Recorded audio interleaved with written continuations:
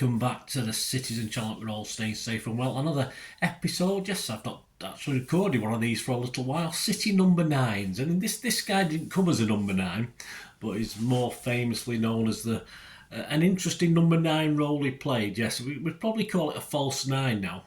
But in the time it was adapted from a certain international team we'll talk about it, of course. So this guy spent certainly two reasonably successful seasons, although obviously one of them was a bit in and out for him at Manchester City wearing the number 9, but he was with City for quite a while and wore other shirt numbers like number 4, 6, 8 and 10, so he was right half, left half, inside right, inside left. So yeah, a jack of all trades. We're going to talk about a certain Donald George Revie today, or just Don Revie to you and me, obviously also very famous away from City, of course. He was born 10th of July 1927, sadly passed away on the 26th of May 1989, yes, so yes, an interesting character, let's say that. We'll talk about mainly his time at City, but I'll sort of briefly touch upon what happened after he left City, etc. So please join me as we have a look at City number 9s and a guy who certainly played that role in the latter stages of his City career, Don Revie. Please, if you're new to the channel, push that subscribe button, push the bell notifications, everything City past and present, of course. Great to have you on board. Spread the word and check out the channel, lots of history stuff like this and new stuff as well, of course, all City present.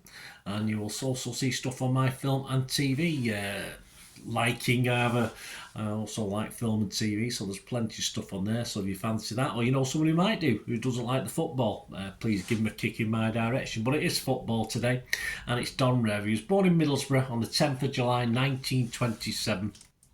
After playing for Newport Boys Club and Middlesbrough Swifts as a youth, Revie signed professional forms at the age of 17 for second division Leicester City, then making his debut for them in 1946. Don Revie was signed for City from Hull in October 1951 for a reported fee of about £25,000, quite not too bad at that stage, but it included a part exchange for a guy called Ernie Phillips, who was valued at £12,000. Unfortunately, City struggled for the next 3 seasons, and Revie doubted his decision to join the Blues at the time, as of course whilst he played he was often isolated from the rest of the team due to a certain lack of pace for a footballer. City struggled in the 1951-52 season, finishing 15th of the 22 teams, and he made his debut on the 20th of October away at Burnley in a 0-0 draw.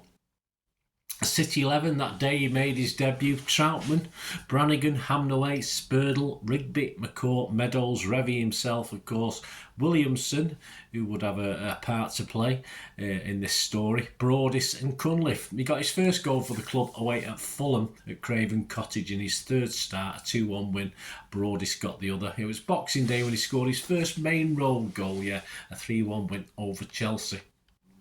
As City's end of season went from bad to worse, winning just one of our last 15 games, Revie was also to play number 8 and number 4, chipping in with 5 league goals from just 26 appearances.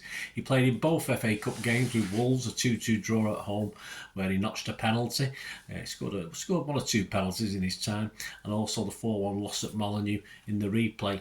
It would get worse again for City the following 52-53 season to finish just 1 place above the relegation zone. Revie made 32 appearances in the league with 6 goals plus 3 FA Cup appearances. Revie improved his goal tally to 13 by the 53-54 season, and City slightly improved to finish 3 places higher. 12 goals in 37 league appearances and 1 goal in 2 FA Cup starts for Don Revie. This poor form stung manager Les McDowell. He'd been there a while, and his backroom staff into action. The fans demanded more. Of course, United at this stage were doing pretty good. Certain Matt Busby had joined them, and of course they were taking a lot of the credit and a lot of the media attention. So we had to work something out, and they've been working on a new tactic. Les McDowell and his team. With the reserve team, this involved playing a deep line centre forward based on the approach used by the very successful Hungarian national team of the early 1950s. He considered Revie to be a perfect fit for this role as a midfield schemer who was prepared to roam all over the field. The tactic was a revelation and quickly became known simply as the Revie plan. The reserves went over 30 games unbeaten using the system. Despite McDowell's tactic being known as a Revie plan, Revie himself was first to acknowledge that it was not his idea. In fact, for the reserves, it was a guy called Williamson that, of course, played in that debut game for Revie, who had been key to it, but he was deemed not a good enough passer to do it for the first team, so Revie took on that role. When Revie was unavailable, though, Williamson did actually step in and play the role and wear the number 9 shirt. There's a picture there of Roy Clark, Williamson and Revie all leaving Main Road. I love the coats, the sort of trench coats, brilliant. And a picture of the City squad before a game in 1954. So at the start of the 54-55 season, confidence was high, but an early blow, this new tactic, yes, it opened with a 5-0 defeat away at Deepdale, home of Preston North End, of course. But the introduction of Ken Barnes at number 4 appeared to do the trick. On 25th of September 1954, Busby's United visited Main Road in front of a crowd of 54,105, and the plan confused high-flying United, with Revie eluding United back 4 and creating space for others, to the extent that United simply didn't know how to handle him. The picture there, Revie in action against United with the main stand and that original roof. Yes, you don't see many pictures of that. Revie was keen setting up Johnny Hart to make it 3-1 to City, and despite United getting one back, City held on for a 3-2 win.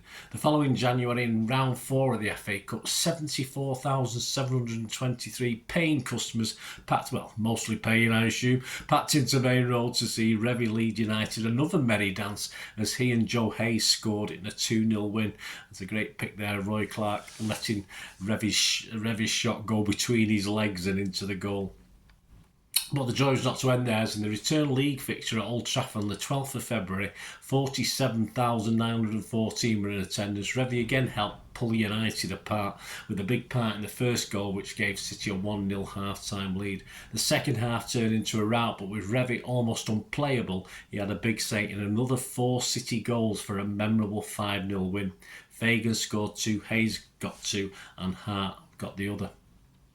They remained competitive in the league and finished a much better 7th spot, but it was the FA Cup where we're going to see more success, and we made it all the way to the final where we met Newcastle United. There's a picture there of Revie chatting to the Duke of Edinburgh before the game. Sadly, though, we were to lose this. We were reduced to 10 men after an early injury to right back Jimmy Meadows. With no substitutes available back then, the Revie plan had to be shelved, and with it went our hopes of cup glory as Newcastle ran out 3-1 victors. But so successful had been the plan and Revie's part in it that Don Revie was the first ever City player to be awarded the Football Writers' Player of the Year for the 54-55 season. His stats that season: he made 32 appearances in the league and scored 8 goals. He made 6 appearances in the FA Cup and scored 2 goals. Prior to the 55-56 season, there were problems that were to, within 18 months, see an end to Revie's City career. There's a happier moment here, a picture of Revie with his teammates in pre-season, with the North Stand, or then the scoreboard, as we used to call it, in the background. Manager Les McDowell wasn't happy. He fined Revie £27 for missing 2 weeks of training for a family holiday in Blackpool, which infuriated Revie, as he had seemingly received permission from trainer Laurie Bennett to do this and had promised to train whilst he was on holiday. It didn't end there, though, as McDowell was so incensed he was also put Revie on the transfer list. We never really recovered either McDowell or Revie from this. There's a picture there, pre-season, the squad photo for the final itself. Didn't even picture him in the lineup. McDowell dropped Revie for much of the 55-56 season, preferring instead to play Bobby Johnston. He started only 50% of the league games there, Don. But City finished in their highest position their last 5 seasons back in the top division, finishing 4th. There's a picture of Revie taking some deep heat treatment from trainer Laurie Bennett, who obviously had actually promised him that it was okay to take that time off, alongside Roy Clark said as well. I've chatted to Roy Clark many times. Revie played only 2 FA Cup matches that season. One was the final.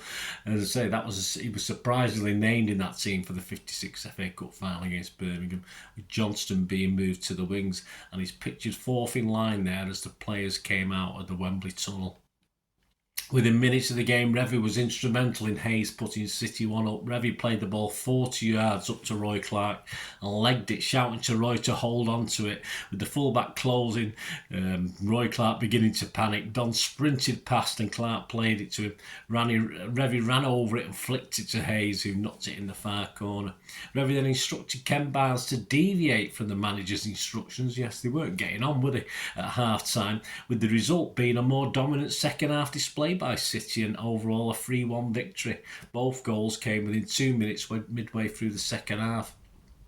Revie himself, for his play, was named man of the match. There's a picture of Revie with Roy Paul sat on his shoulders holding the cup aloft. Then with, of course, at the time, there's so many pictures of Bert Troutman, even in the changing room, even after the game, holding his neck. Of course, there's a picture there with Bert Troutman still not realising he had that broken neck. And Revie was drinking it. The picture there of Revie drinking out of that famous trophy.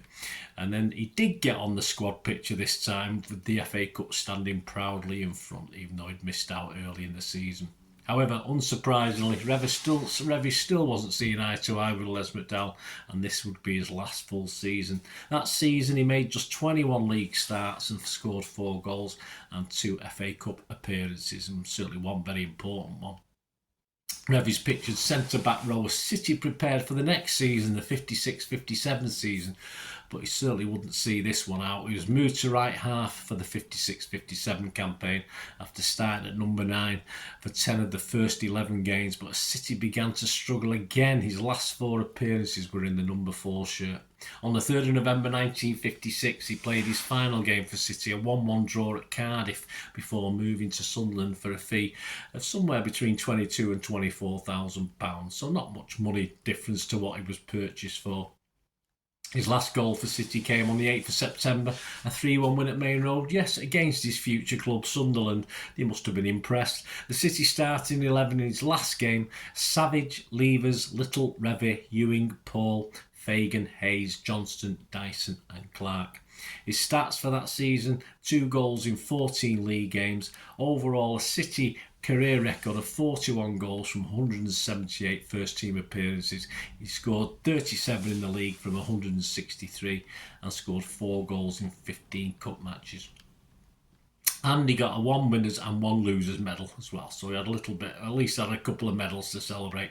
After several years at Sunderland, Revie became player manager at 2nd Division Leeds in 1961. And of course, during his 13-year tenure at Ellen Road, Revie as manager became a hero and a legend and led Leeds to the 2nd Division Championship, the 1st Division Championship twice, the FA Cup, the League Cup and the Intercity Fairs Cup twice. Yeah, it's not really a cup, that one, but hey, we'll take it. This period of success eventually led to Revie being appointed as the England manager in 1974. However, he struggled to reproduce his domestic success with the national team, and with England on the brink of elimination for the World Cup qualifying group, Revie tried to quit his position in 1977 when the FA discovered he'd secretly travelled to the United Arab Emirates. Who were they? Where's that? To negotiate a lucrative 4-year deal for himself. He was promptly sacked and suspended from domestic football for 10 years. He coached the UAE national team until 1980, after which he took several coaching roles in the Middle East before returning to England in 1985.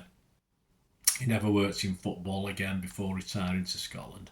Don Revie died in Edinburgh in 1989, battling motor neurone disease after battling motor neurone disease for several years. So there you go, guys. Yeah, false 9. Say he wasn't always a number 9, but I think the fact of that Revie plan being so important, so significant in the success City did have in the mid-50s. I thought, obviously, I'll put him under the number. He could have had his own little category, but I thought I'd put him in City number 9s. Any memories, guys? Have you got any? You may well have. I mean, not necessarily you saw him play, but obviously a lot of memories of Don Revie. At Leeds and of course England manager, etc. A bit of a naughty boy, but hey, there you go. It is what it is. So let me know, guys. Thanks for watching. Hope you enjoyed it. Please, until we meet again, and that's one thing, don't I? Please stay safe, Blues. Come on, City. Bye for now.